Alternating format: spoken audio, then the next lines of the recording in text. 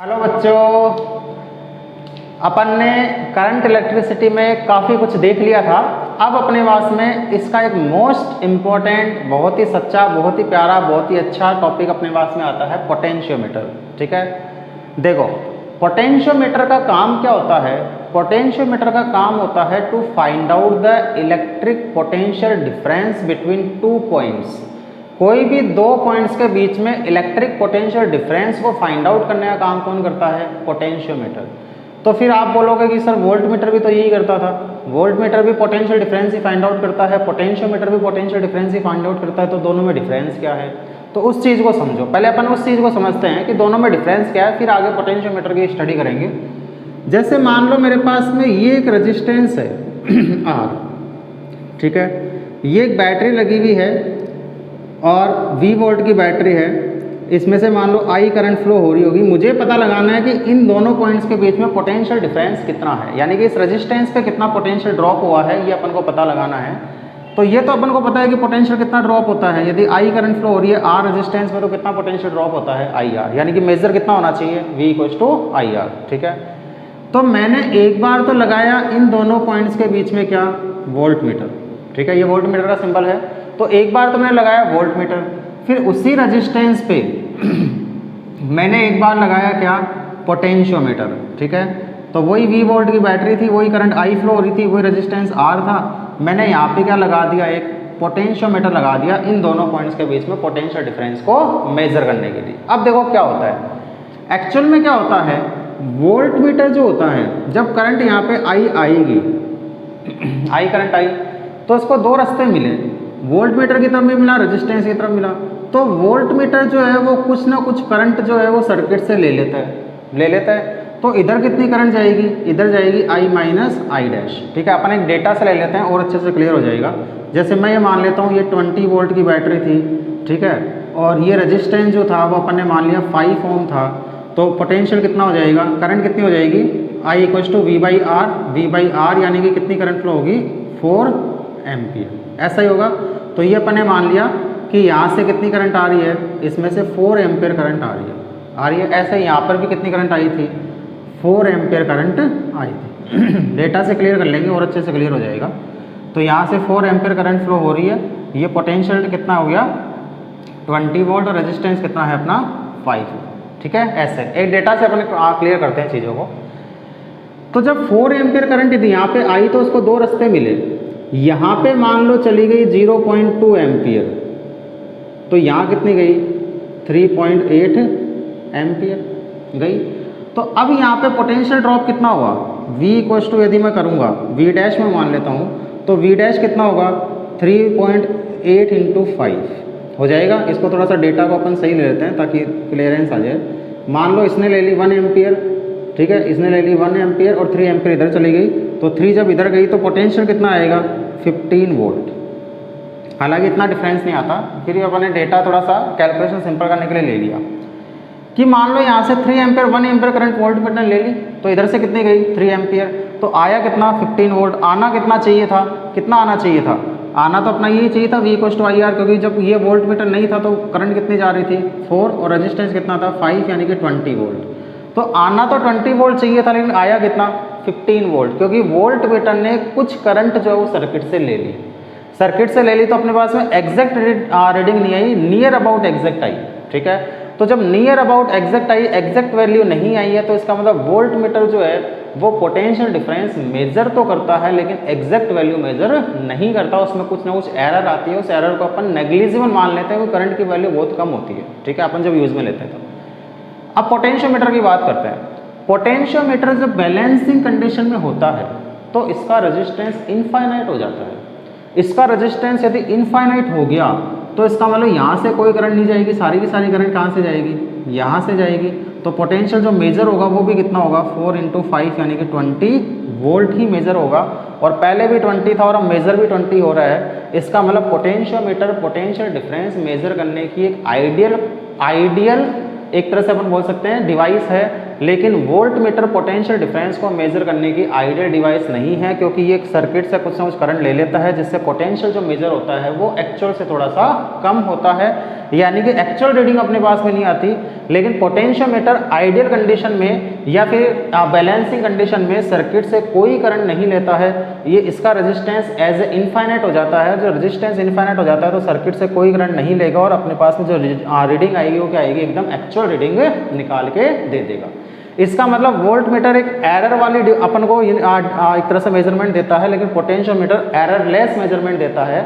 इसलिए अपन volt meter को जो है वो बहुत कम जगह काम में लेते हैं। पोटेंशियोमीटर यदि मुझे एग्जैक्ट रीडिंग चाहिए तो मैं पोटेंशियोमीटर काम में लूँगा, वोल्ट मीटर काम में नहीं लूँगा। इसलिए वोल्ट मीटर और पोटेंशियल मीटर में डिफरेंस यही होता है कि वोल्ट मीटर अपन को एक्चुअल रीडिंग देता है, सॉरी पोटेंशियल मीटर अपन को एक्चुअल रीडिंग देता है, लेकिन वोल्ट मीटर अपन को एक्चुअल रीडिंग नहीं देता है। इसलिए जब अपन को एकदम एक्यूरेट रीडिंग चाहिए होती है उस टाइम पे अपन पोटेंशियल मीटर काम में लेते हैं, और जब अपन थोड़ा बहुत एरर चल सकता है तो अपन वोल्ट मीटर काम में लेते हैं, क्योंकि voltmeter easy to operate होता है। Voltmeter easy to operate होता है, एक डिवाइस होती है, दो तारों के बीच में लगा दिया, वोल्ट मीटर से पता चल गया। लेकिन पोटेंशियोमीटर एक बड़ी डिवाइस होती है, उससे पोटेंशियल डिफरेंस मेजर करने में थोड़ी सी टिपिकल होता है। इसलिए अपन को यदि थोड़ा बहुत एरर से काम चल जाता है तो अपन वोल्ट मीटर काम में लेते हैं, बाकी पोटेंशियोमीटर अपन को एक्चुअल रीडिंग निकाल के देता है। तो ये तो इन दोनों में डिफरेंस हो गया। इसलिए अपन बोलते हैं कि पोटेंशियोमीटर जो है वो एक आइडियल डिवाइस होती है पोटेंशियल डिफरेंस मेजर करने की, जबकि वोल्ट मीटर जो होती है वो आइडियल डिवाइस नहीं होती, क्योंकि वो सर्किट से कोई ना कोई करंट ले लेता है। जबकि पोटेंशियोमीटर बैलेंसिंग कंडीशन में एज ए इनफाइनाइट रेजिस्टेंस काम करता है और सर्किट से कोई भी किसी भी तरह की करंट नहीं लेता है। ठीक है, ये तो पोटेंशियोमीटर को यूज करने का यूज क्यों किया जाता है वो अपन ने रीजन देख लिया कि पोटेंशियोमीटर वोल्ट मीटर से कंपैरिजन में क्यों यूज में किया जाता है। ठीक है, अब पोटेंशियोमीटर की यदि मैं कंस्ट्रक्शन देखूं, ठीक है, तो ये तो पोटेंशियोमीटर अपन ने देख लिया कि पोटेंशियोमीटर क्यों यूज में लिया जाता है। तो पोटेंशियोमीटर क्यों यूज में लिया जाता है, क्योंकि पोटेंशियोमीटर जो होता है वो वोल्ट मीटर के कंपैरिजन में अपन को एग्जैक्ट रीडिंग देता है, इसलिए अपन पोटेंशियोमीटर काम में लेते हैं रेदर देन वोल्ट मीटर। ठीक है, अब पोटेंशियोमीटर अपन बोल रहे हैं कि इसका पोटेंशियोमीटर की कंस्ट्रक्शन कैसी होती है, तो कंस्ट्रक्शन को समझो। एक वुडन बॉक्स होता है इस तरह से, ये मानो ऐसा एक वुडन बॉक्स है। ठीक है, पहले अपन पूरी कंस्ट्रक्शन देख लेते हैं, फिर इसको शॉर्ट में बना देंगे कि शॉर्ट में इसको कैसे बनाया जाता है। ये एक वुडन बॉक्स है। ठीक है, वुडन बॉक्स रहेगा, जैसे अपने मीटर ब्रिज में देखा था कि एक वुड के ऊपर सारा कुछ अरेंजमेंट रहता है। इस वुडन बॉक्स में दो टर्मिनल्स लगे हुए रहते हैं ऐसे। ठीक है, ऐसे लगे हुए हैं। इन दोनों टर्मिनल्स के बीच में एक तो लगी हुई रहती है क्या, एक तो लगा हुआ रहेगा अपना रियोस्टेट, एक तो लगा हुआ रहेगा रियोस्टेट ऐसे।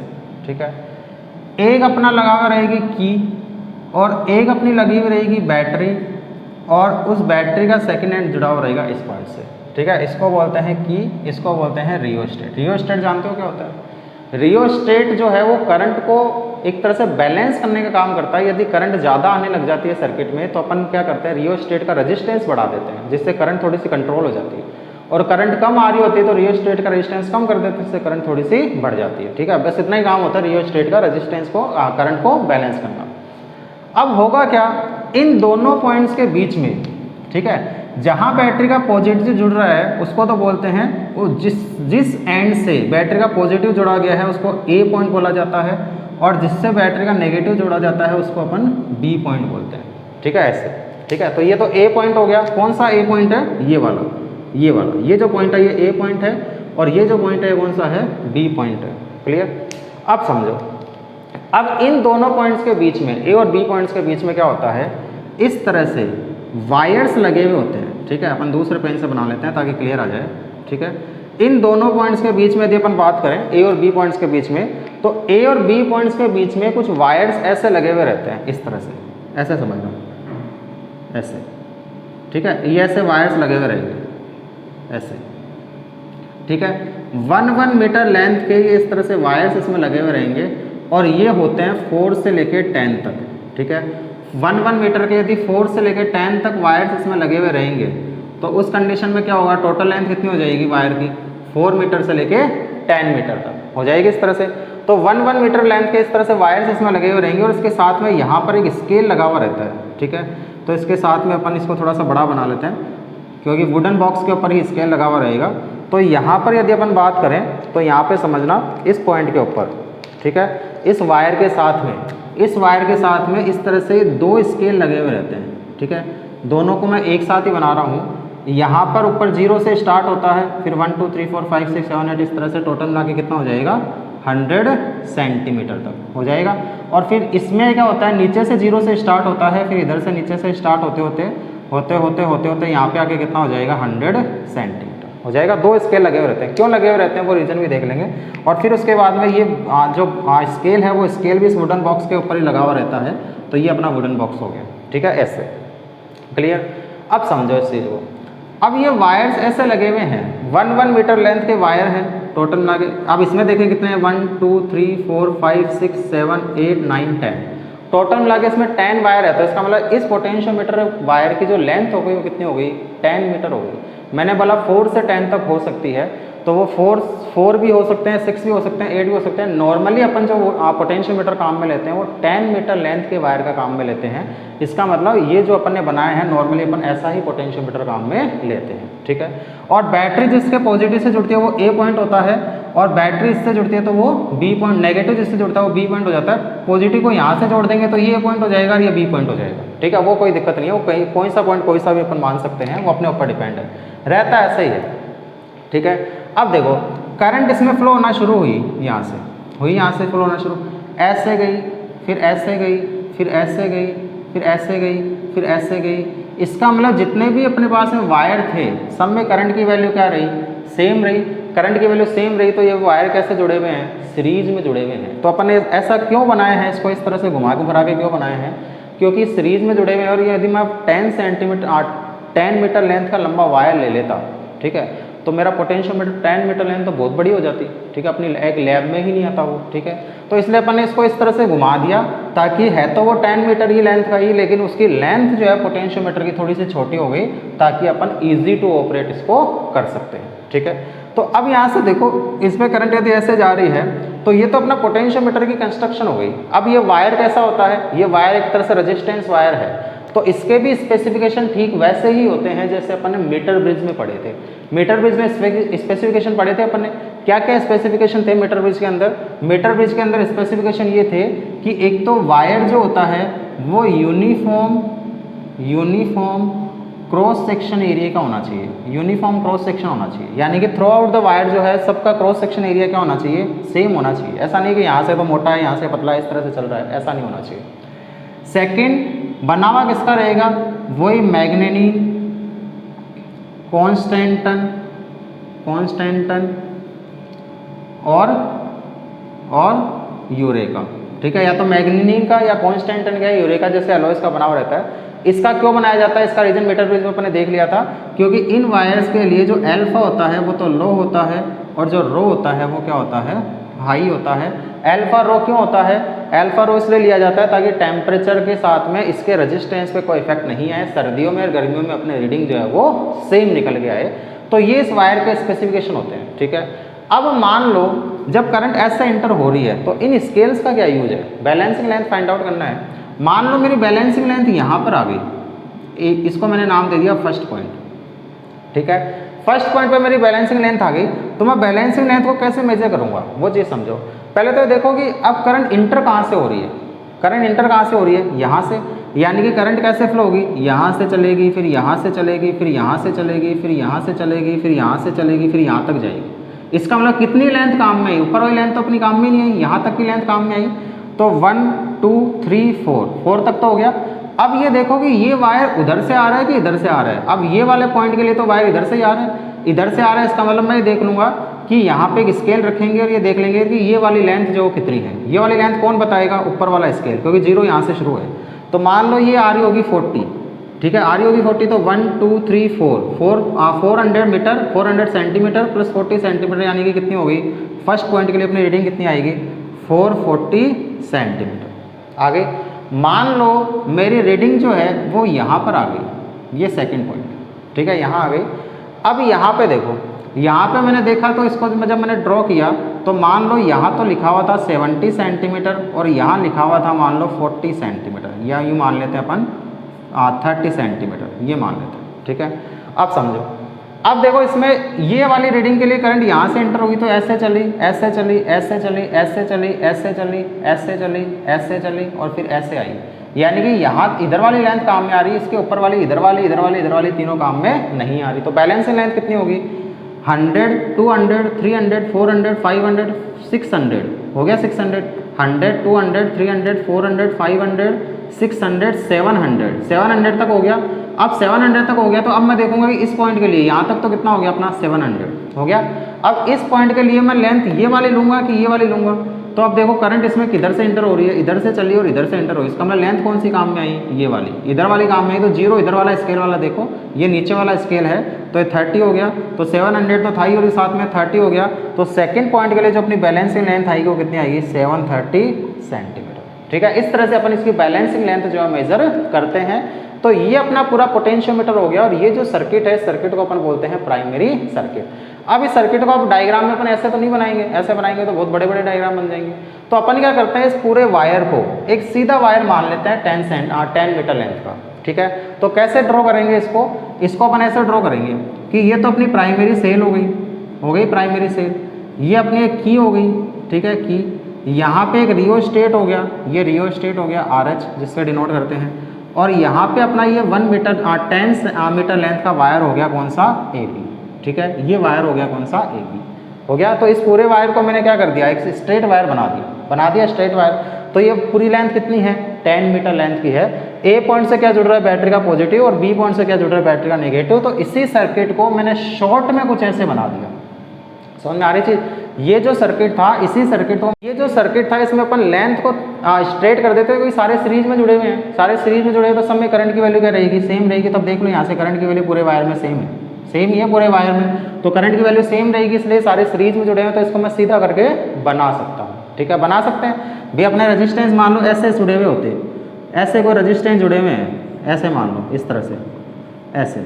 ठीक है, तो मैं क्या कर सकता हूँ, ये 2 ओम है, ये मान लो 4 ओम है, ये मान लो 6 ओम है।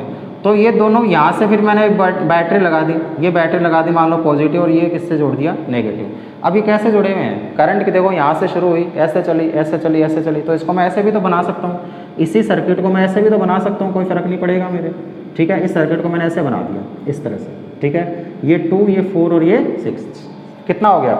2, 4, 6 तीनों कैसे जुड़े हुए हैं? करंट की वैल्यू सेम है तो कैसे जुड़े हुए हैं? सीरीज में। तो 6 + 4 10 + 2 12, 6 + 4 10 + 2 12। तो इस डायग्राम को मैं ऐसे ही बना सकता हूँ, यानी कि इस डायग्राम को मैं ऐसे भी बना सकता हूँ। क्लियर? तो अब ये अपन ने ऐसे बना दिया, तो ये अपना प्राइमरी सर्किट हो गया। इसको बोला जाता है पूरे को प्राइमरी सर्किट। ठीक है, तो कंस्ट्रक्शन अपन ने देख ली। कंस्ट्रक्शन फिर से समझ लो। कंस्ट्रक्शन में क्या है कि एक पूरा वुडन बॉक्स है, उस वुडन बॉक्स के ऊपर 1 मीटर लेंथ के इस तरह से वायर्स लगे हुए रहते हैं। टोटल मिला के 4 से 10 सेंटीमीटर तक होते हैं। अपन जो नॉर्मली काम में लेते हैं, जो अपनी लैब्स में रहते हैं, वो 10 मीटर लेंथ का रहता है। तो 10 मीटर लेंथ के अपने वायर ले लिए, स्केल लगा हुआ रहता है, ऊपर भी रीडिंग होती है, नीचे भी रीडिंग होती है। ऊपर वाला काम पे लेना है, नीचे वाला काम पे लेना, वो डिपेंड करेगा अपना बैलेंसिंग पॉइंट कहाँ पर आया है। वो इधर से आ रहा है तो ऊपर वाला काम में ले लेंगे, वो इधर से आ रहा है तो नीचे वाला काम में ले लेंगे। ठीक है, और जिससे बैटरी का पॉजिटिव जुड़ा होता है वो A पॉइंट होता है, जिससे बैटरी का नेगेटिव जुड़ा होता है वो B पॉइंट होता है। रियोस्टेट का काम होता है करंट को बैलेंस करना। अब यदि देखना चाहते हो पोटेंशियोमीटर को, तो मैं दिखा देता हूँ। पोटेंशियोमीटर अपने पास पड़ा है, बहुत ही अच्छा सुंदर प्यारा पोटेंशियोमीटर है। अब देखो इसको, ये ऐसे दिख रहा है ऐसे। ठीक है, इस तरह से। ठीक है, भारी ज़्यादा है। तो अब इसमें देखो, ये तो अपना B पॉइंट हो गया और ये अपना A पॉइंट हो गया। ऐसे ही तो है, ये देखो, इसको समझो, ऐसे है, दिख रहा है। नीचे एक स्केल लगा हुआ है इस तरह से, और ये 1 मीटर लेंथ के देखो ये वायर्स लगे हुए हैं, ये वाले। ये यहाँ तक गया और यहाँ से घूम के जो है वो फिर वापस आ गया। फिर ये इधर गया, इधर गया, इधर गया, इधर गया, इधर गया, इधर से घूम के फिर से वापस आ गया। समझ में आ रही चीज़? तो इस तरह से 1 मीटर लेंथ के जो है वो वायर्स लगे हुए हैं। नीचे एक स्केल लगा हुआ है, ऊपर भी रीडिंग लिखी हुई है, नीचे भी रीडिंग लिखी हुई है। ऊपर वाली रीडिंग में तो 0 यहाँ से शुरू है और नीचे वाली रीडिंग में 0 जो है वो यहाँ से शुरू है। ठीक है, तो अपन को जैसे मेजर करना होगा अपन वैसे मेजर कर लेंगे। देख सकते हो ये वाला पोटेंशियोमीटर और इस वाले पोटेंशियोमीटर में कोई डिफरेंस नहीं है, जैसा ये है वैसा कि वैसा अपन ने यहाँ पे बनाया है। ठीक है, समझ में आ रही चीज़? तो ये तो अपना पोटेंशियोमीटर जो है उसकी कंस्ट्रक्शन हो गई। और ये वायर कैसा बना हुआ है? वही मैग्नीन, कांस्टेंट एंड यूरेका जैसे अलॉयस का बना हुआ है। और ये इनका क्रॉस सेक्शन एरिया जो है सब वायर्स का सेम है। यदि इनको काउंट करो तो देखो कितने हैं, 1 2, ये 2 है यहाँ पे, इधर से देखो, ये 1 2 3 4 5 6 7 8 9 10 है। तो 1 मीटर लेंथ के टोटल मिला के कितने वायर है? 10 वायर है तो टोटल लेंथ जो हो गई वो कितनी हो गई, 10 मीटर लेंथ अपने पास में निकल के आ गई। तो 10 मीटर लेंथ अपने पास में निकल के आ गई। तो अब इसको समझो इसमें क्या है आगे। ये तो अपनी पूरी कंस्ट्रक्शन जो है वो अपन ने देख ली कि पोटेंशियोमीटर जो है उसकी कंस्ट्रक्शन जो है वो किस तरह से निकल के आती है। और ये जो सर्किट बना है इस सर्किट को अपन बोलते हैं इसका प्राइमरी सर्किट। इसके अलावा जो भी जुड़ेगा वो साथ सब कुछ क्या होगा, वो सेकेंडरी सर्किट होगा। ये अपना प्राइमरी सर्किट है, ठीक है। तो अब इस डायग्राम को मैं ऐसे बनाऊंगा इस तरह से, ठीक है।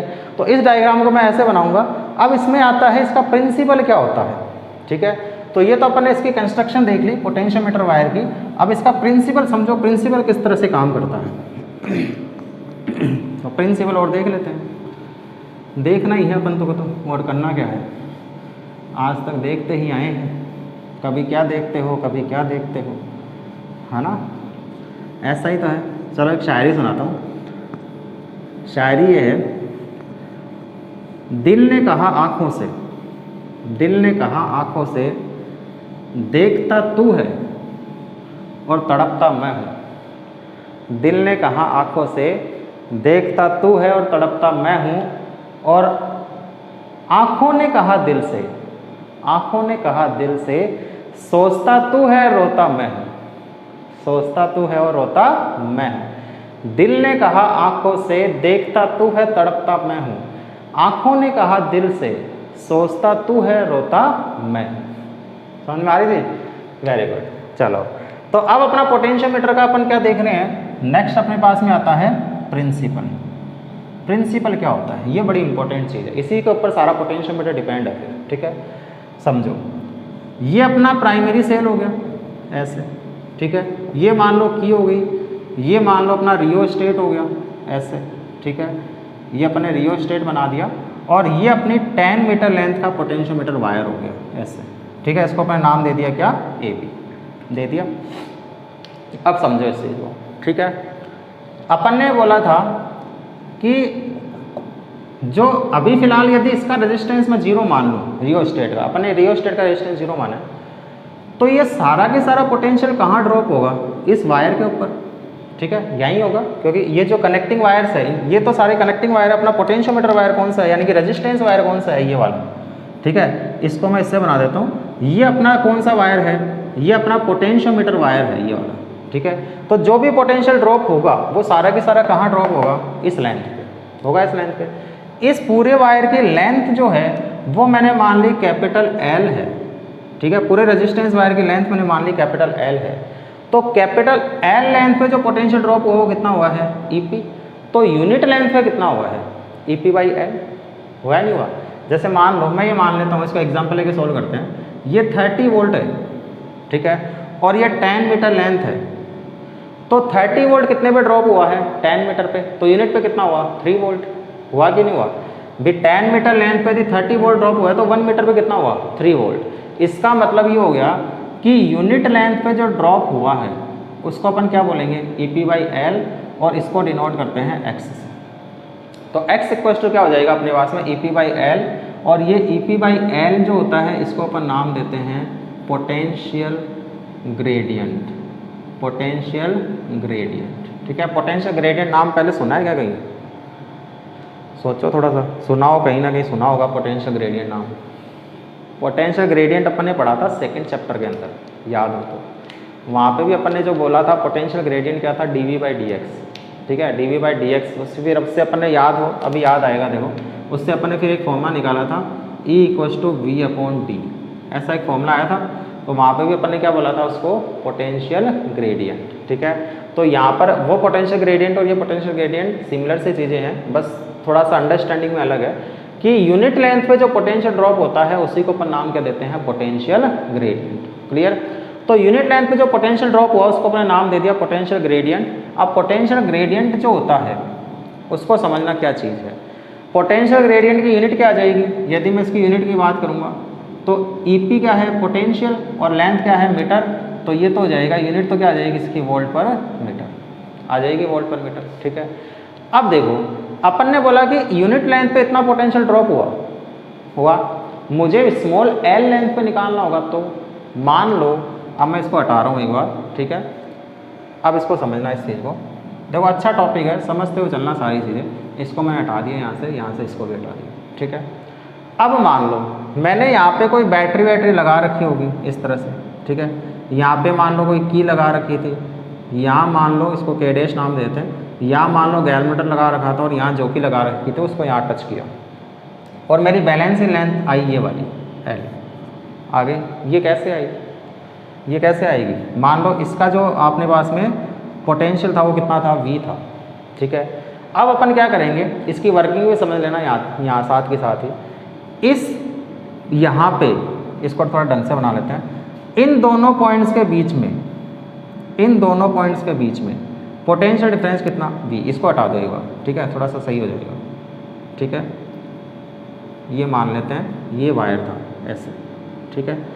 इन दोनों पॉइंट्स के बीच में पोटेंशियल डिफरेंस कितना है, V, ठीक है। तो अब देखो यहाँ से अपन को ये पता है कि इस पूरे लेंथ के ऊपर पोटेंशियल ड्रॉप हुआ है, तो मुझे निकालना है कि इस V की वैल्यू कितनी होगी। V की वैल्यू कितनी होगी कैसे पता चले?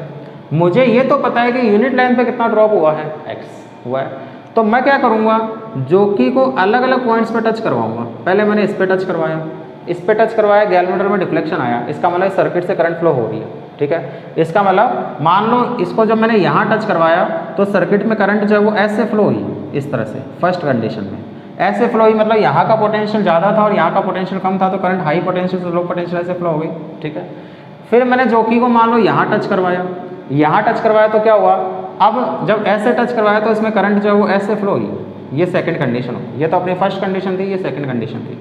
तो जब करंट ऐसे फ्लो, इसका मतलब यहाँ का पोटेंशियल ड्रॉप ज़्यादा आया और यहाँ का पोटेंशियल डिफरेंस कम आया, इसका मतलब करंट जो है वो हाई पोटेंशियल से लो पोटेंशियल ऐसे फ्लो हो गई। फिर मैंने जॉकी को यहाँ टच करवाया, जब जॉकी को मैंने यहाँ टच करवाया तो गैल्वेमीटर में डिफ्लेक्शन 0 आया। 0 आने का मतलब अब यहाँ का पोटेंशियल और यहाँ का पोटेंशियल क्या हो गया, सेम हो गया, तभी तो 0 आएगा। तो यहाँ का पोटेंशियल डिफरेंस और यहाँ का पोटेंशियल डिफरेंस जैसे ही सेम हो जाएगा वैसे ही गैल्वेमीटर में डिफ्लेक्शन 0 हो जाएगा। और अपन को ये निकालना है, अपन को तो ये निकालना है। इसका मतलब मैं यहाँ का पोटेंशियल डिफरेंस निकाल लूँ तो मुझे यहाँ का पता चल जाएगा। समझ में आ रही चीज़ कि जैसे ही मैंने जॉकी को यहाँ टच किया तो गैल्वेनोमीटर में डिफ्लेक्शन 0 हो गया। 0 होने का मतलब अब इस सर्किट से कोई करंट फ्लो नहीं हो रही है। अब मैं सारी चीज़ें हटा देता हूँ। जैसे मान लो ये मैंने हटा दिया, ये मैंने हटा दिया और ये मैंने सारे हटा दिए ऐसे, ठीक है। तो अब मैंने जब जॉकी को यहाँ टच किया तो यहाँ का इस गैल्वेमीटर में डिफ्लेक्शन 0 आया और गैल्वेमीटर में डिफ्लेक्शन 0 आने का मतलब ये हो गया कि अब यहाँ का पोटेंशियल डिफरेंस और यहाँ का पोटेंशियल डिफरेंस सेम हो गया और सर्किट से कोई करंट फ्लो नहीं हो रही है, नहीं हो रही सर्किट से करंट, क्योंकि पोटेंशियल डिफरेंस सेम हो गया। भाई करंट तो हाई पोटेंशियल से लो पोटेंशियल फ्लो होती है, यदि पोटेंशियल ही सेम हो गया दो पॉइंट्स के बीच में तो उसमें कभी कोई करंट फ्लो नहीं होती है।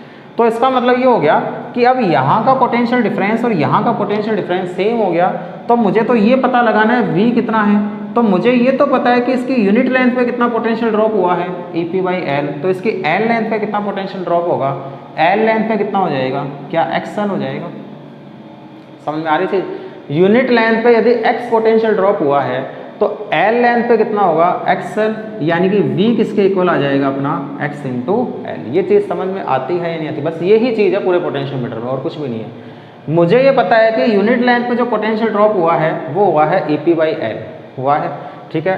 तो L लेंथ पे जो पोटेंशियल ड्रॉप होगा वो क्या हो जाएगा, EP/L × L, यानी कि X × L। यूनिट लेंथ पे कितना पोटेंशियल ड्रॉप हुआ X, तो L लेंथ पे कितना हो जाएगा, X × L। समझ में आ रही थी। यानी कि यहाँ का पोटेंशियल डिफरेंस और यहाँ का पोटेंशियल डिफरेंस जैसे ही सेम हो जाएगा तो गैल्वेमीटर में डिफ्लेक्शन 0 हो जाएगा और 0 होते ही मुझे पता चल गया कि यहाँ का पोटेंशियल डिफरेंस और यहाँ का पोटेंशियल डिफरेंस सेम हो गया। तो मैं ये लेंथ मेजर कर लूँगा, स्केल लगा हुआ अपने पास में, तो मैं ये लेंथ मेजर कर लूँगा और मुझे पता है कि यूनिट लेंथ पे X ड्रॉप हुआ है तो L लेंथ पे कितना ड्रॉप हुआ है, X × L, यानी कि V किसके इक्वल हो जाएगा, X × L के इक्वल हो जाएगा। क्लियर है। बस यही चीज़ इसके अंदर समझने वाली है और कुछ भी चीज़ इसमें समझने वाली नहीं है, ठीक है। तो अब देखो इस कंडीशन में इसने इस वाले नीचे इसमें तो जो है ये तो प्राइमरी सर्किट था, मुझे तो ये पता लगाना है। तो इस सर्किट से क्या कोई करंट फ्लो हुई, नहीं हुई। बैलेंसिंग कंडीशन में इस सर्किट से कोई करंट फ्लो नहीं हुई, फिर भी पोटेंशियल डिफरेंस इसने मेजर करके दे दिया। तो सर्किट से जब कोई करंट फ्लो नहीं होती है तो उस कंडीशन में अपन ये बोलेंगे कि जो अपनी रीडिंग आएगी वो क्या आएगी, एकदम एक्यूरेट रीडिंग निकल के आएगी, क्योंकि यहाँ से कोई करंट पोटेंशियोमीटर ने नहीं ली है। तो जब कोई करंट पोटेंशियोमीटर ने नहीं ली है तो अपनी जो रीडिंग आएगी वो एकदम एक्यूरेट रीडिंग निकल के आती है, क्योंकि वोल्ट मीटर सर्किट से करंट ले रहा था इसलिए वहाँ पर एक्यूरेट रीडिंग अपनी नहीं आ रही थी। लेकिन पोटेंशियोमीटर सर्किट से कोई करंट नहीं लेता है, इसलिए यहाँ पर एकदम एक्यूरेट रीडिंग अपनी निकल के आती है कि पोटेंशियल डिफरेंस जो होगा इन दोनों पॉइंट्स के बीच में वो कितना होगा, V = x × L। ठीक है, जहाँ पे x जो होता है इसको अपन बोलते हैं पोटेंशियल ग्रेडियंट। अब देखो x किस किस पे डिपेंड करता है, x किस किस पे डिपेंड करता है वो चीज़ समझना। x एक तो डिपेंड करता है कि प्राइमरी सर्किट में जो भी है सब पे डिपेंड करता है, किस पे, EP पे, रियोस्टेट पे। ठीक है, एक तो किस पे डिपेंड करेगा, प्राइमरी सेल के EMF पे। ठीक है, दूसरा किस पे डिपेंड करेगा, रियोस्टेट के रेजिस्टेंस पे करेगा। तीसरा डिपेंड किस पे करेगा, अब ये वायर के बारे में जो भी चीज़ें हैं सब कुछ पे डिपेंड करता है, वायर की लेंथ के ऊपर, वायर की लेंथ के ऊपर यदि डिपेंड करेगा तो लेंथ ऑफ वायर। ठीक है, और क्या है वायर के पास में, वायर के पास में क्रॉस सेक्शन एरिया है, तो cross section area of wire, cross section area of wire. और क्या चीज़ है वायर के पास में, मटेरियल है, तो अपन बोल देंगे material of wire, material of wire. और क्या चीज़ है, टेम्परेचर है, तो अपन बोल देंगे temperature of wire.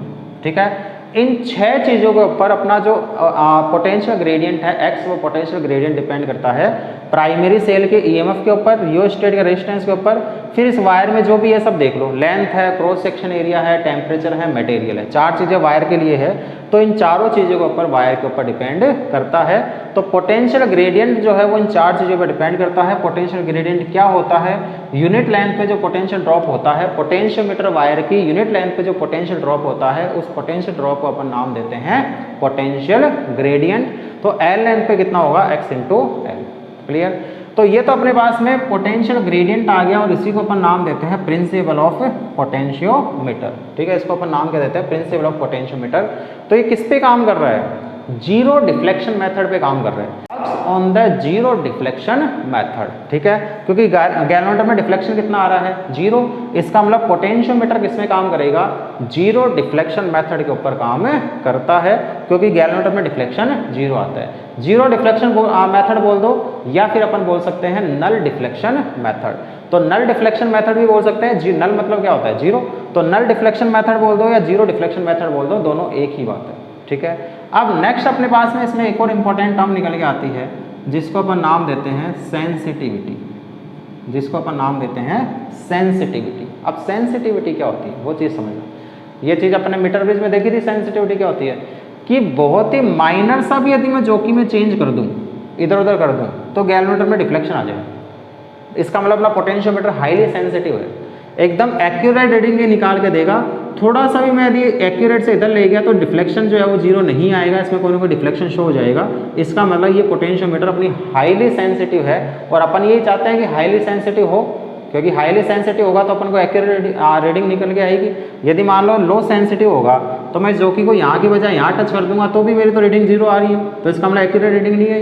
Accurate reading लाने के लिए अपन क्या करेंगे, हाईली सेंसिटिव होगा कि ये इसी पॉइंट के ऊपर 0 डिफ्लेक्शन शो करे, इससे थोड़ा सा इधर उधर ले जाए तो 0 डिफ्लेक्शन शो नहीं करे, यानी कि L लेंथ अपनी एक्यूरेट निकल के आएगी, और एक्यूरेट आ गई तो फिर V की वैल्यू भी एक्यूरेट आएगी। इसका मतलब इसकी वैल्यू भी एक्यूरेट आएगी जिसकी वैल्यू अपन को फाइंड आउट करनी थी। तो अपन ये चाहते हैं कि जो पोटेंशियोमीटर होता है वो पोटेंशियोमीटर हाईली सेंसिटिव पोटेंशियोमीटर होना चाहिए। अब सेंसिटिविटी जो होती है S, वो इन्वर्स होती है पोटेंशियल ग्रेडियंट के, x के। Sensitivity is the inverse of potential gradient, ये याद रखना है। Sensitivity is the inverse of potential gradient. Potential gradient जितना कम होगा किसी भी पोटेंशियोमीटर वायर का या पोटेंशियोमीटर का, उसकी सेंसिटिविटी उतनी ही ज़्यादा होगी, यानी कि ये क्या हो जाएगा, L/EP हो जाएगा। तो L/EP हो जाएगा। तो इसकी यूनिट यदि अपन बात करेंगे तो सेंसिटिविटी की यूनिट क्या हो गई, मीटर पर वोल्ट, उसकी उल्टी हो जाएगी। ठीक है, डिपेंड वो इन्हीं 4-5 पे करेगा भाई, x इस पर डिपेंड करेगा, उस पर ही तो s डिपेंड करेगा। ठीक है, अब देखो, अब इसमें क्वेश्चन ये आता है, why potentiometer length wire having large length. ठीक है, पोटेंशियोमीटर वायर जो है वो अपन इतनी 10 मीटर लेंथ का क्यों लेते हैं, छोटा भी ले लेते हैं, तो छोटे से भी काम चल जाता अपना। पोटेंशियोमीटर वायर की जो अपने लेंथ ली है वो लेंथ 10 मीटर लेंथ वायर क्यों लिया है? इतना लंबा वायर लेने की जरूरत क्या थी? वो तो छोटा वायर जो होता था उस छोटे वायर से भी अपना काम चल सकता है, तो फिर अपने इतनी लंबी लेंथ पोटेंशियोमीटर वायर की क्यों ली है, उस चीज़ को समझना। देखो सेंसिटिविटी अपने चाहते हैं ज़्यादा से ज़्यादा हो, भी अपन ये चाहते हैं कि पोटेंशियोमीटर वायर की जो पोटेंशियोमीटर की सेंसिटिविटी ज़्यादा से ज़्यादा हो। सेंसिटिविटी ज़्यादा कब होगी? ये तो कांस्टेंट है, जो सेल लगाएंगे उसका तो जो पोटेंशियल डिफरेंस है वो क्या है? कांस्टेंट है। लेंथ में जितनी ज़्यादा ले लूँगा उतनी तो सेंसिटिविटी ज़्यादा होगी, क्योंकि सेंसिटिविटी डायरेक्टली किसके है? लेंथ के। तो सेंसिटिविटी जब लेंथ के डायरेक्टली प्रोपोर्शनल है तो इसका मतलब ये हो गया कि इस कंडीशन में सेंसिटिविटी को हाई करने के लिए पोटेंशियोमीटर वायर की लेंथ भी ज़्यादा लेनी पड़ेगी। क्वेश्चन बहुत बार आ चुका है कि why potentiometer wire having large length. Large length क्यों ली जाती है? Because sensitivity is directly proportional to the length of the wire और we need that potentiometer should having the high sensitivity.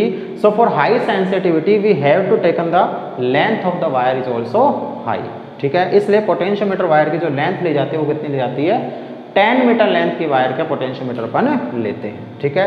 तो ये तो अपने पास में इसमें क्या हो गया? ये तो अपना इसका प्रिंसिपल हो गया, कुछ अपने डेफिनेशंस देख ली सेंसिटिविटी की। अब इसमें पोटेंशियोमीटर में अपन बात करें आगे, तो आगे इसके आती है एप्लीकेशंस ऑफ पोटेंशियोमीटर। तो अपने सिलेबस में 2 एप्लीकेशंस हैं, तो अपन दोनों एप्लीकेशंस देख लेते हैं जल्दी जल्दी क्या चीज़ें हैं। बस मेन चीज़ें जो थी वो अपन ने इसकी समझ ली है, अब इसमें कोई ज़्यादा खास चीज़ें नहीं है। अब इसमें नॉर्मल सी चीज़ें हैं वो और देख लेते हैं कि पोटेंशियोमीटर की एप्लीकेशंस क्या क्या हैं, ठीक है, वो और समझो। मैं तेनू समझा कि ना तेरे बिना लगदा जी, तू की जाने प्यार मेरा, मैं करूँ इंतजार तेरा। चलो जान गए सब कुछ। एप्लीकेशन ऑफ पोटेंशियोमीटर, ठीक है। 2 एप्लीकेशन अपने पास में है। फर्स्ट एप्लीकेशन क्या है? To compare the EMF of cell. 2 cell अपने पास में है, उसके ईएमएफ को मुझे कंपेयर करना है, ठीक है। तो कंपेयर करने के लिए अपन क्या करेंगे वो चीज़ समझना। प्राइमरी सेल को तो प्राइमरी सर्किट को तो कभी चेंज करना ही नहीं है, प्राइमरी सर्किट तो जैसा है वैसा बना दो, ठीक है। जो भी करना होगा किस में चेंज करेंगे? प्राइमरी सर्किट तो पोटेंशियोमीटर का ही है, उसको तो चेंज करना ही नहीं है। वही अपन ने ईपी से प्राइमरी सेल का ईपी पोटेंशियोमीटर का सेल ले लिया, सॉरी ईपी वोल्टेज का सेल ले लिया, यहाँ पे एक रियोस्टेट लगा दिया, ठीक है, और यहाँ से एक अपन ने वायर निकाल दिया ऐसे, ठीक है, ऐसे। रियोस्टेट को अपन डिटेल में देख लेंगे क्या करता है, अभी इतना ध्यान रखना।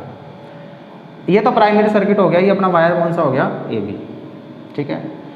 अब मुझे जिन 2 सेल्स को कंपेयर करना है उन 2 सेल्स को मैं यहाँ बनाऊंगा, ठीक है। जो भी जुड़ेगा सब सेकेंडरी सर्किट में जुड़ेगा। तो 2 सेल्स को जो कंपेयर करना है, एक सेल तो मैंने लगा दिया यहाँ पे, इसका ईएमएफ मैंने मान लिया क्या? E1 मान लिया, ठीक है। और इसको फिर मैंने यहाँ पे जोड़ दिया और इसको नाम दे दिया x दे दिया। यहाँ पे मैंने एक और पॉइंट ले लिया जिसको नाम दिया y, और यहाँ पे मैंने एक और पॉइंट लिया जिसको मैंने नाम दिया z, ठीक है।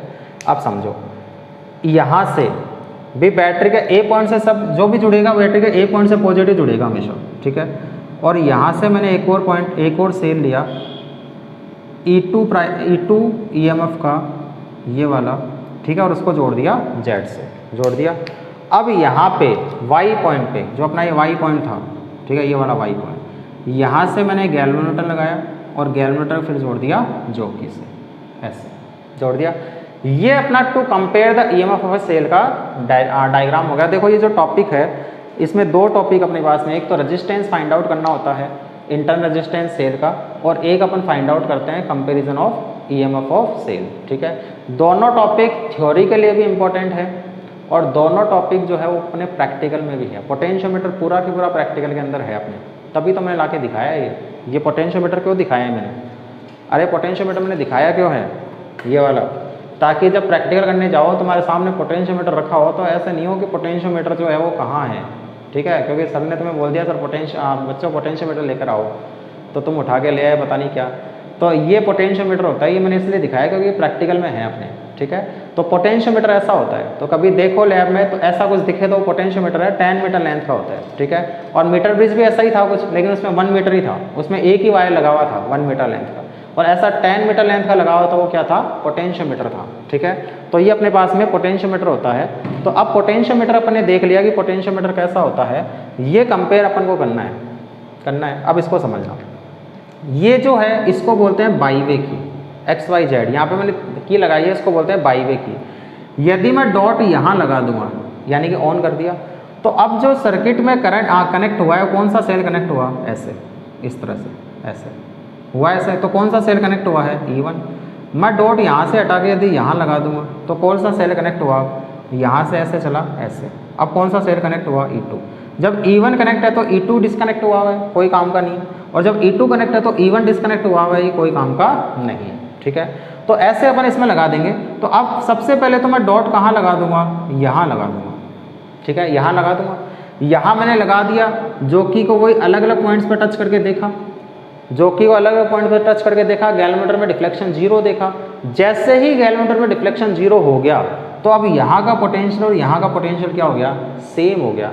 मान लो जब जो पॉइंट पॉइंट को मैंने डॉट को मैंने यहाँ लगाया, तो गैल्वेमीटर में जो डिफ्लेक्शन आया, 0 डिफ्लेक्शन आया, वो L1 लेंथ पे आया, ठीक है। तो जो E1 होगा वो E1 किसके इक्वल हो सकता है, XL1 के हो सकता है। जैसे V = XL हुआ था, वैसे E1 किसके इक्वल हो जाएगा, XL1 के। वही वैल्यू तो चेंज, सिंबल से तो चेंज हुए हैं। यहाँ V होता और L होता तो V किसके इक्वल होता, XL के। अब यहाँ पे E1 है, L1 लेंथ अपने मान ली, तो E1 किसके इक्वल हो जाएगा, XL1 के। क्योंकि यूनिट लेंथ पे यदि X पोटेंशियल ड्रॉप हुआ है, तो L1 लेंथ पे कितना होगा, XL1, यानी कि ये जो टोटल पोटेंशियल ड्रॉप हुआ है किसके इक्वल हो गया, E1 के इक्वल हो गया।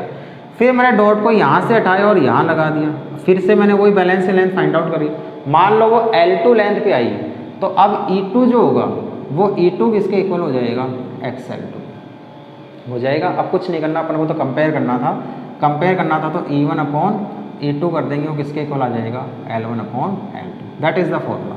बस इतना ही है, इतना बड़ा टॉपिक, इतना छोटा सा आंसर, ठीक है। डायग्राम जितना बड़ा है, सॉल्यूशन उतना ही छोटा है। कि फर्स्ट सेल के लिए जो बैलेंसिंग लेंथ है यदि L1 आती है तो E1 हो जाएगा XL1 के। सेकंड सेल के लिए यदि बैलेंसिंग लेंथ L2 आती है तो E2 हो जाएगा XL2 के। तो E1/E2 इक्वल हो जाएगा L1/L2। क्लियर है। अब देखो, अब यदि मान लो मैं सेल को ऐसे नहीं जोड़कर, सेल को मैंने, अब मैं ये डायग्राम को चेंज नहीं कर रहा, सेल को मैं ऐसे नहीं जोड़ के यदि ऐसे जोड़ देता, ऐसे, ये E1 होता और ये E2 होता, ऐसे जोड़ देता, ये कुछ नहीं लगाता, फिर सीधा मैं यहाँ पे गैल्वेमीटर लगा देता और गैल्वेमीटर लगा के फिर अपन जोकी लगा देता, ये वही वायर था। ऐसे यदि जोड़ देता, तो अब ये दोनों कैसे जुड़े हुए हैं, सीरीज में। मान लो इन दोनों, इस कंडीशन में बैलेंसिंग लेंथ जो आई है वो L1 आई है, तो मैं क्या ये बोल सकता हूँ, क्या समझना इस चीज़ को, E1 + E2 = XL1 हो सकता है क्या, हो सकता है, क्योंकि इन दोनों का मिला के पोटेंशियल डिफरेंस कितना होगा, E1 + E2, तो इन दोनों के इक्वल ही तो यहाँ पे पोटेंशियल डिफरेंस होगा, यानी कि E1 + E2 किसके इक्वल हो जाएगा, XL1 के इक्वल हो जाएगा। अब मैंने क्या किया, इन सेल को ऐसे नहीं जोड़ के मैंने ऐसे जोड़ दिया, एक सेल को तो मैंने ऐसे जोड़ा E1 और एक सेल को मैंने ऐसे जोड़ दिया E2, ठीक है। और फिर वही गैल्वेमीटर और वही जोकी और वही उसको पोटेंशियोमीटर वायर पे कनेक्ट कर दिया। अब कितना आएगा, मान लो करंट ऐसे फ्लो हो रही होती, तो ये तो डिस्चार्जिंग में और ये कैसे हो जाता, चार्जिंग में। और बैलेंसिंग लेंथ यदि L2 आती, तो अब EMF, नेट EMF कितना होता है इन दोनों का मिला के, इन दोनों का मिला के होगा E1 - E2, और वो किसके इक्वल हो जाएगा, XL2 के। समझ में आ रही चीज़। तो E1 + E2 तो XL1 के इक्वल होता, E1 - E2 XL2 के इक्वल होता।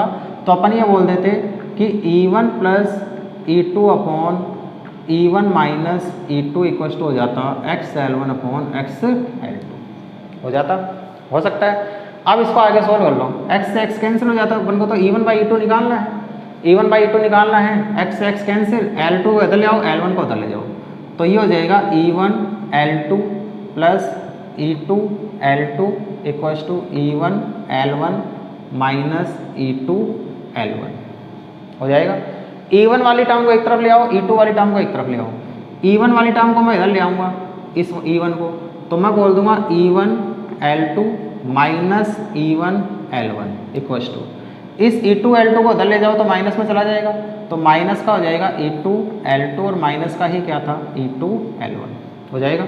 E1 को कॉमन ले लो, E1 को कॉमन लेंगे तो क्या बचेगा अंदर L2 माइनस L1, और यहाँ से यदि मैं माइनस का E2 कॉमन ले लूँगा तो क्या बचेगा L2 प्लस L1 हो जाएगा। अपन को तो E1 बाई E2 निकालना है, E2 को इधर ले आओ, इसको इधर ले जाओ, तो E1 अपॉन E2 किसके इक्वल हो जाएगा माइनस का L1 प्लस L2, इसको L1 प्लस L2 ही बोल सकते हैं, अपॉन ये क्या हो जाएगा L2 माइनस L1। इस माइनस को नीचे मल्टीप्लाई कर दो या माइनस को ऊपर नीचे मल्टीप्लाई कर दो, कन्फ्यूजन होता है, कई सोचते हैं कि माइनस नीचे को चला गया, ऊपर नीचे माइनस को मल्टीप्लाई कर दो, ज़्यादा मत सोचो, ऊपर नीचे माइनस को मल्टीप्लाई करेंगे तो ये माइनस तो कैंसिल हो जाएगा, L1 प्लस L2, और नीचे माइनस से मल्टीप्लाई किया तो L2 माइनस में हो गया, L1 प्लस में हो गया, तो L1 माइनस L2, यानी कि ये रेशो निकल के आएगा। यानी कि मैं सेल्स को S से नहीं जोड़ के यदि मैं अपन S से जोड़ देते हैं तो E1 बाई E2 किसके इक्वल आ जाएगा L1 plus L2 upon L1 minus L2। समझ में आ रही चीज़? तो ये जो है ये अपना इसकी फर्स्ट एप्लीकेशन है to compare the EMF of a cell, ठीक है। पोटेंशियोमीटर की फर्स्ट एप्लीकेशन है to compare the EMF of a cell, ठीक है। अब नेक्स्ट देखो, नेक्स्ट अपने पास में आता है सेकंड इसकी एप्लीकेशन है, एप्लीकेशन ही देख रहे हैं अपन और कुछ नहीं देख रहे, तो सेकंड एप्लीकेशन और देख लेते हैं। नोट्स बनाते चलना, पढ़ते चलना, मज़े करते चलना, मज़े भी करो पढ़ाई भी करो, सब कुछ करो, ज़िंदगी में आए हो तो सब कुछ करके जाओ, ऐसा नहीं है कि आ गए और चले गए, ठीक है। तो मज़े भी करो, मज़े ज़्यादा करो पढ़ाई कम करो, ऐसा ही है सर, ये तो हमारा ही सिद्धांत है, मज़े का ज़्यादा करना और पढ़ाई नहीं करना, है ना, ऐसा भी है ना, पढ़ाई नहीं करना। चलो सेकंड देखते हैं, सेकंड का एप्लीकेशन क्या है, to find out the internal resistance of cell. किसी भी सेल का इंटरनल रेजिस्टेंस मुझे फाइंड आउट करना है। थोड़ा सा अपना पुराने टॉपिक्स इसमें काम में आएंगे, समझना इस चीज़ को। डायग्राम कैसे बनेगा, सर्किट डायग्राम देख लेते हैं पहले तो। प्राइमरी में तो कोई चेंज होना ही नहीं है, वही प्राइमरी सेल, वही अपनी की, ठीक है, वही अपना बेचारा रियोस्टेट पड़ा है लाई यहाँ पे भी, ठीक है, वही अपना लाई पोटेंशियोमीटर वायर, ठीक है, पोटेंशियोमीटर वायर के वही पॉइंट्स ए और बी, इसमें कोई चेंज नहीं हुआ, ठीक है। सेकेंडरी सर्किट के अंदर सबसे पहले तो वो जोड़ो जिसका इंटरनल रेजिस्टेंस मुझे फाइंड आउट करना है। इंटरनल रेजिस्टेंस तो जानते हो क्या होता है, अरे जानते हो क्या होता है, इंटरनल रेजिस्टेंस पता है क्या होता है, किसी भी सेल का कुछ ना कुछ रेजिस्टेंस होता है जिसको अपन नाम देते हैं इंटरनल रेजिस्टेंस, ऐसे, ठीक है। ये मैंने सेल मान लिया जिसका EMF कितना है, E है, ठीक है, इसको मैं ऊपर बना देता हूँ, नीचे अभी और कुछ भी बनाएंगे अपन। इसका इंटरनल रेजिस्टेंस मैंने मान लिया और इसका इंटरनल रेजिस्टेंस अपन ने मान लिया R है, ठीक है। अभी मैंने केवल इतना ही जोड़ा है, ठीक है, आगे वाला सर्किट बाद में बनाएंगे ताकि समझ में आ जाए अच्छे से। वही बैलेंस लेंथ फाइंड आउट कर दी, बैलेंस लेंथ फाइंड आउट कर दी, तो उस कंडीशन में, बैलेंसिंग कंडीशन में इस सर्किट से इस बैटरी से कोई करंट फ्लो नहीं होगी, तो इसका मतलब जब करंट, अब एक पॉइंट समझो, EMF जो होता था वो EMF होता था, it is the potential difference between the terminals of cell when current is not drawn from the cell. जब सेल से कोई करंट फ्लो नहीं हो रही है उस टाइम पे टर्मिनल्स के बीच में जो पोटेंशियल डिफरेंस होता था वो किसके इक्वल मानते थे अपन, EMF के इक्वल मानते थे। याद है थोड़ा बहुत, ठीक है, मैंने बोला था पुराने टॉपिक से कनेक्टिविटी है इसकी। फिर से समझ लो, जब सेल से कोई करंट फ्लो नहीं हो रही है उस टाइम पे टर्मिनल्स के बीच में पोटेंशियल डिफरेंस किसके इक्वल होता है, EMF के इक्वल होता है। यानी कि जब बैलेंसिंग कंडीशन हो जाएगी तो सेल से कोई करंट फ्लो नहीं होगी, ये अपन को पता है। तो जब करंट फ्लो नहीं होगी तो इसका मतलब जो पोटेंशियल डिफरेंस मेजर होगा वो किसके इक्वल होगा, E के इक्वल होगा। मान लो इस कंडीशन में बैलेंसिंग लेंथ जो आई है वो L1 आई है, तो मैं ये बोल सकता हूँ कि जो E होगा वो E किसके इक्वल हो जाएगा, XL1 के इक्वल हो जाएगा। समझ में आ रही चीज़? अब देखो, अब असली चीज़ अब आएगी। अब असली चीज़ क्या है, ठीक है, सर्किट डायग्राम पूरा ही बनता है, मैंने आधा इसलिए बनाया ताकि समझ में आ जाए अच्छे से। मैंने यहाँ से एक लगा दिया रेजिस्टेंस बॉक्स, ठीक है, एक मैंने लगा दी यहाँ पे की जिसको अपने K1 नाम दे दिया, और उसको मैंने फिर जोड़ दिया यहाँ से, ऐसे जोड़ दिया। अब समझो, अब मैंने इस की के अंदर यदि डॉट लगा दिया, जब डॉट लगा दिया तो अब मैंने बैलेंसिंग लेंथ फाइंड आउट करी, कर ली, मान लो वो L2 आ गई, वो बैलेंसिंग लेंथ L2 क्या E के इक्वल होगी? सोचो कि जब मैंने अब ये ऐसा सब कुछ कर दिया तो अब मैंने यहाँ पे अलग अलग पॉइंट्स पे बैलेंसिंग लेंथ फाइंड आउट करी, जैसे ही गैलोमीटर में डिफ्लेक्शन 0 आया मैंने L2 मान लिया, तो पोटेंशियल डिफरेंस कितना हुआ? XL2। वो XL2 किसके इक्वल होगा? क्या वो E के इक्वल होगा? समझो, क्या वो E के इक्वल होगा? क्या नहीं होगा। वो E के इक्वल क्यों नहीं होगा? क्योंकि अपन ने बोला था कि जब सर्किट से करंट फ्लो होती है उस टाइम पर टर्मिनल्स के बीच में जो पोटेंशियल डिफरेंस होता है उसको बोलते हैं टर्मिनल पोटेंशियल डिफरेंस। ठीक है, अब देखो जब ये बैलेंसिंग लेंथ फाइंड आउट हुई तो ऊपर वाले में तो कोई करंट फ्लो नहीं हो रही थी, लेकिन नीचे वाले में तो करंट फ्लो हो रही थी, दे रहा था, ये सेल करंट दे रहा था नीचे वाले को। तो यानी कि जब बैलेंसिंग लेंथ फाइंड आउट हुई है वो बैलेंसिंग लेंथ E के लिए फाइंड आउट नहीं हुई है, वो किसके लिए फाइंड आउट हुई है? सेल के टर्मिनल्स के बीच में पोटेंशियल डिफरेंस यानी कि टर्मिनल पोटेंशियल डिफरेंस V के लिए फाइंड आउट हुई है, जिसको अपन V नाम देते थे। तो अब जो बैलेंसिंग लेंथ फाइंड आउट हुई है L2 लेंथ, वो L2 लेंथ एक्चुअल में किसके लिए फाइंड आउट हुई है? टर्मिनल पोटेंशियल डिफरेंस V के। ये चीज़ समझ में आई है या नहीं आई? बस यही चीज़ इसमें समझने वाली थी और कुछ नहीं थी। अब अपन क्या करते हैं, इसको मैं एक साथ समझा दूं कि पहले क्या करेंगे, इसमें अब सर्किट तो पूरा एक साथ ही जोड़ेंगे, ऐसा तो है नहीं बाद में लाके बैटरी जोड़ेंगे। पहले इसमें डॉट नहीं लगाएंगे, नहीं लगाया तो इसमें कोई करंट फ्लो नहीं हो रही, तो ये है या नहीं है कोई मतलब नहीं है। अभी वो जो बैलेंसिंग लेंथ फाइंड आउट हुई किसके लिए हुई? E के लिए। तो L1 लेंथ मान लो फाइंड आउट हुई तो E इक्वल टू क्या हो जाएगा? XL1। तो E इक्वल टू क्या हो गया? XL1। फिर मैं क्या करूँगा, फिर इसमें डॉट लगा दूंगा, डॉट लगा दूंगा तो अब इसमें करंट फ्लो होना शुरू हो गई। ठीक है, इसका रेजिस्टेंस मान लो R था तो इसमें करंट फ्लो होना शुरू हो गई। ठीक है, बैलेंसिंग लेंथ फाइंड आउट करी तो ऊपर वाले में तो करंट फ्लो नहीं हुई, लेकिन नीचे वाले में तो हो रही थी, नीचे वाले में हो रही थी, यानी कि ये बैटरी करंट दे रही थी। करंट जब दे रही होती है उस टाइम पे टर्मिनल्स के बीच में जो पोटेंशियल डिफरेंस होता है उसको बोलते हैं टर्मिनल पोटेंशियल डिफरेंस V। यानी कि अब जो मेजर होगा बैलेंसिंग लेंथ जो मिलेगी किसके लिए मिलेगी? V के लिए मिलेगी। तो V किसके इक्वल हो जाएगा? XL2 के हो जाएगा। ठीक है, अपने पास में इंटरनल रेजिस्टेंस का एक फॉर्मूला था, याद हो तो E minus V upon V into R। याद है क्या ऐसा कोई फॉर्मूला? अपन ने फॉर्मूला ड्राइव किया था इंटर रेजिस्टेंस का, जब अपन ने relation between terminal potential difference EMF और इंटरनल रेजिस्टेंस ये निकाला था, तो अपन ने लिखा था R equals to E minus V upon V into R। तो अब ये वैल्यू पुट कर दो, वैल्यू पुट करके तो E तो किसके इक्वल है? XL1 के। V किसके इक्वल है? XL2 के। V किसके इक्वल है? XL2 के इंटू R। R कौन सा? ये रेजिस्टेंस, जो रेजिस्टेंस बॉक्स है, भी सर्किट में जो करंट फ्लो हो रही है, जिस रेजिस्टेंस में करंट फ्लो होती है एक्सटर्नल रेजिस्टेंस जो होता है वही तो होता है R। तो यहाँ से x कॉमन आके कैंसिल हो जाएगा, R इक्वल हो जाएगा L1 minus L2 upon L2 into R। ठीक है, कई लोग तो पता है इसमें क्या सोचते हैं, मैं जब पढ़ाता हूँ सर ये x कैंसिल कैसे हो गया, ये एक x से एक x कैंसिल हो जाएगा, ये तो ऐसे ही रह जाएगा।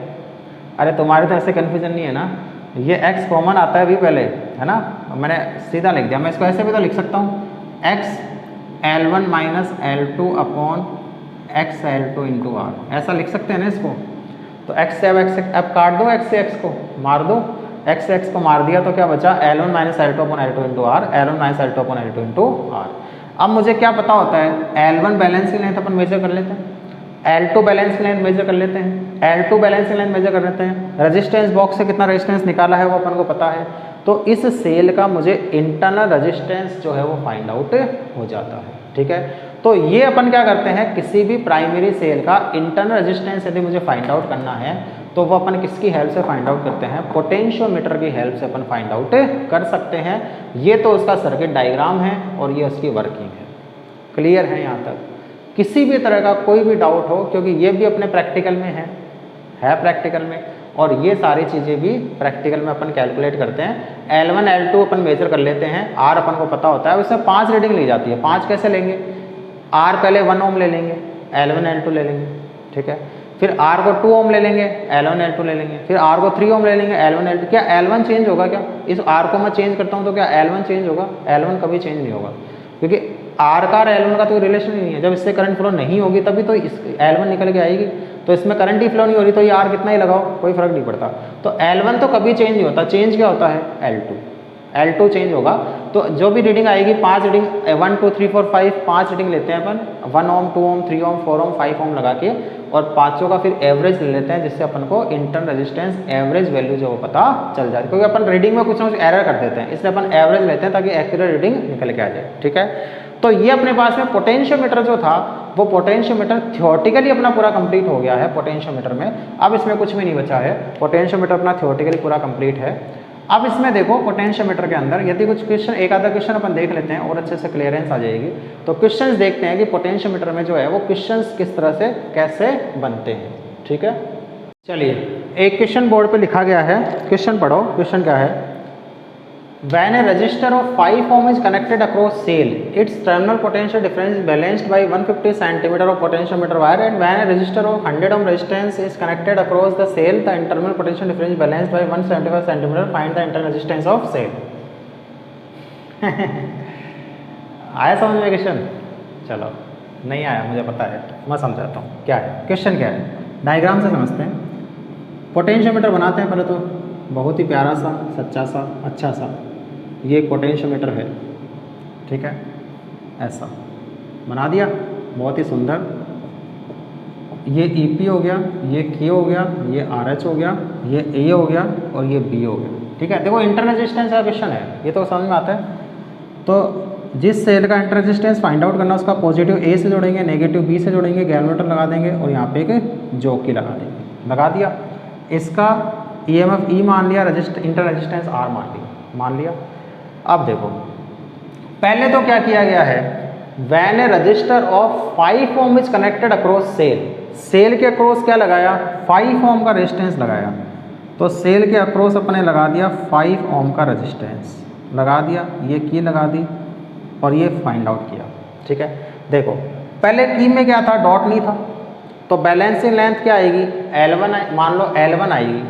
तो E जो होगा, या L मान लेते हैं, तो E किसके इक्वल हो जाएगा, XL के इक्वल हो जाएगा। अब अपने क्या किया, जब 5 ओम लगाया तो बैलेंसिंग लेंथ कितनी आई है, बैलेंसिंग लेंथ आई है अपने पास में 150 सेंटीमीटर। यानी कि मैं बोल सकता हूँ कि 5 ओम के लिए तो जो बैलेंसिंग लेंथ आई है उसको मैंने L1 मान लिया, कितनी आई है, 150 सेंटीमीटर आई है। और फिर ये बोला गया है and when a resistor of 10 ohm and when a resistor of 10 ohm resistance is connected across the cell. फिर 5 को हटा के क्या कर दिया, 5 को हटा के अपन ने 10 ओम का कर दिया। The terminal potential difference balance by 175 centimetre, यानी कि 10 ओम के लिए जो बैलेंस हुआ है वो कितना हुआ है, 175 सेंटीमीटर के लिए हुआ है। ठीक है, find the inter resistance of cell, R की वैल्यू अपन को फाइंड आउट करनी है। ठीक है, आया क्वेश्चन समझ में? नहीं आया, पता है, समझो। देखो अब समझना इस चीज़ को, इस चीज़ को मैं यहाँ लिख रहा हूँ एक बार, इस वाले चीज़ को, कि 10 ओम के लिए जो बैलेंसिंग लेंथ फाइंड आउट हुई है वो कितनी हुई है, उसको मैंने L2 मानी और L2 कितना आया है, 175 सेंटीमीटर। क्या कभी L चेंज होगा क्या, चाहे मैं 5 लगाऊँ चाहे मैं 10 लगाऊँ, L चेंज हो सकता है क्या? L चेंज नहीं होता है। दिक्कत आ रही है, इसको L1 मान लो, इसको L2 मान लो, इसको L3 मान लो। क्लियर? ठीक है, तो इसको अपन ने क्या मान लिया, L3, जैसे अपन लेते हैं वैसे लेते हैं। जब ये था, चाहे ये हो चाहे ये हो, ये तो कभी चेंज नहीं होगा। ये तो अपन ने अभी देखा था कि L1 कभी चेंज नहीं होता। अभी जो कुछ अभी बताया था मैंने, यहाँ पे चाहे कुछ भी चेंज कर दो, इसके लिए तो कभी बैलेंसिंग लेंथ चेंज होती ही नहीं है, E के लिए। तो इसका मतलब जो अपना इंटर रेजिस्टेंस का फॉर्मूला था वो क्या था, L1 minus L2 upon L2 into R, ऐसा ही था। ठीक है, तो फर्स्ट यदि मैं फाइंड आउट करूँगा, अपन को क्या करना है, find the inter resistance of cell. Inter resistance तो चेंज नहीं होता है, R की वैल्यू तो कांस्टेंट ही रहती है। तो R जो होगा फर्स्ट के लिए L1, ऐसे कैसे, L2 कितना है 150, ये L2 आ गया, अपॉन L2 कितना है 150 और R कितना लगाया है इसके लिए 5 लगा दिया। और देखो इस L2 को यदि मैं इधर ले आऊँ, थोड़ा सा अपन रीअरेंज कर देते हैं, तो R कैसे L2 अपॉन 5 क्या हो जाएगा, L1 माइनस 150 हो जाएगा क्या। R इधर, L2 इधर आ गया तो R L2, 5 को नीचे ले जाएंगे, 5 नीचे आ गया और ये L1 माइनस 150 ऐसे कैसे आ गया। ये तो फर्स्ट के लिए आया, 5 के लिए। यदि मैं यही फॉर्मूला 10 के लिए लगाऊंगा, यदि मैं यही फॉर्मूला 10 के लिए लगाऊंगा तो R इक्वल्स टू फॉर्मूला हुई L1 माइनस, अब L2 कितना हो गया, L3 हो गया, अपॉन L3 इंटू R2, इसको R1 मान लो, ये R1 है और ये अपना R2 है। ठीक है, अब लगाओ, R तो चेंज होना नहीं है, L1 भी चेंज नहीं होता। अपन ने बोला L1 हमेशा कांस्टेंट रहता है, चाहे कुछ लगाओ, 5 लगाओ 10 लगाओ। तो L1 माइनस L3 कितना है 175 अपॉन 175 इंटू R2 कितना है 10 हो गया। वही रीअरेंज कर लो R इंटू 175 अपॉन 10 ठीक है।